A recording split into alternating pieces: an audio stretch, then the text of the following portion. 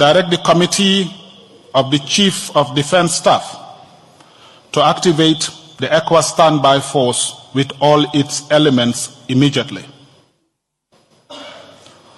Order the deployment of the ECOWAS standby force to restore constitutional order in the Republic of Niger. Welcome back to the channel where African voices speak the truth.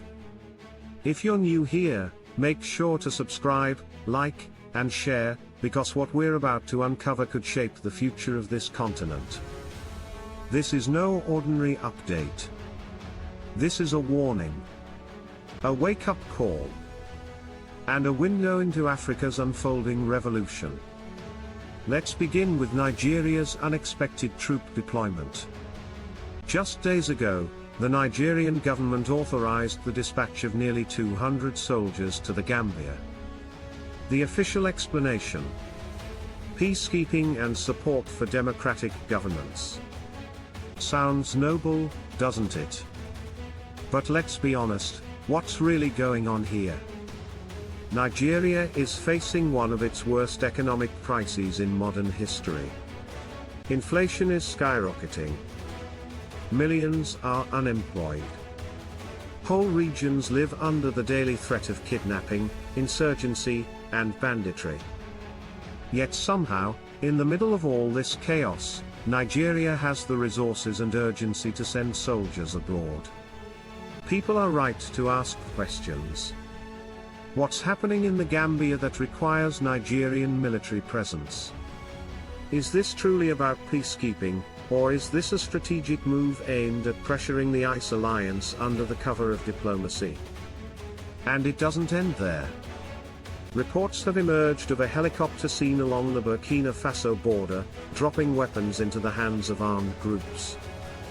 Authorities in Burkina Faso believe the helicopter originated from Nigeria. If this is true, then it's not just about soldiers. It's about arms, influence, and possibly proxy conflict. While Nigeria talks about building walls to keep terrorists out, allegations surface that the same country may be arming violent elements across its borders. Is Nigeria fighting terrorism, or quietly fueling it for political leverage? Now let's talk about Ghana, a country often viewed as a symbol of political stability in West Africa. But behind the scenes, something major is brewing. Former President John Mahama has reportedly been in contact with the leaders of Mali, Burkina Faso, and Niger, the founding members of the new Sahel States Alliance, the ICE. And during one of these private conversations, he hinted that something big is coming. Something that, in his words, will make Africa proud. That something could be Ghana exiting ECOWAS. Think about what that means.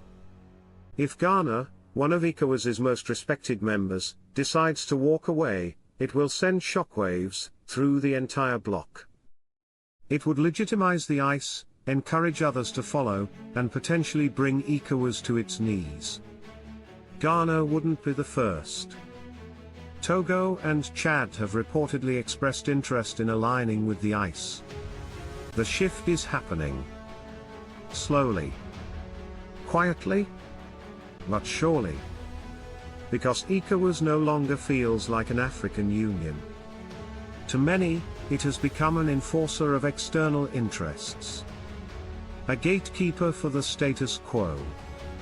Meanwhile, the ICE nations have expelled French troops, rejected IMF dictates, and embraced a bolder path, one that prioritizes sovereignty over subservience. This isn't just political posturing. It's the birth of a new geopolitical order in West Africa. And now the West is responding. The United States has just imposed fresh sanctions on ICE nations after they signed a historic nuclear energy deal with Russia. These nations, Mali, Burkina Faso, and Niger, are sitting on vast uranium reserves. Under the new agreement, they will finally harness those resources to power their own countries. The West says this violates the African Nuclear Free Zone Treaty. But let's be real. Is this about non-proliferation, or about power? France uses nuclear energy. The United States uses nuclear energy.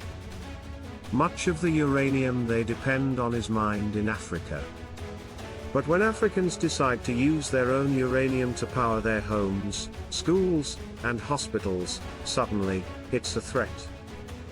Burkina Faso produces uranium but lives in darkness. Mali exports minerals but imports electricity. This is not about safety. This is about control. And for the first time, African leaders are refusing to bow. And it's not just leaders. Across the continent, people are rising. In Kenya, young protesters stormed a police station demanding the release of fellow youth arrested during the June 15th uprising. They didn't wait for political parties. They didn't wait for orders. They took their future into their own hands. This is the energy that Africa needs today.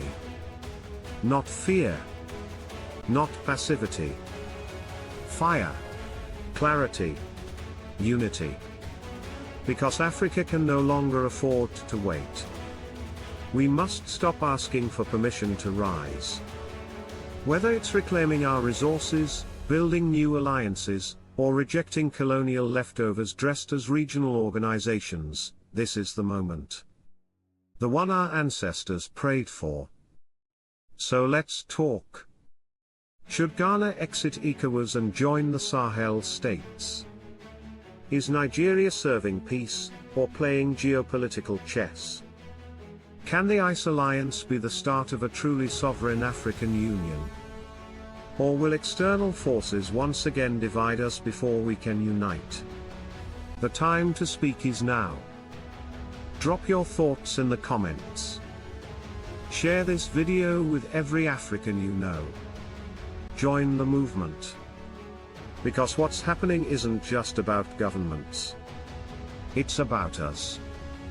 Africa's destiny must no longer be negotiated. It must be claimed,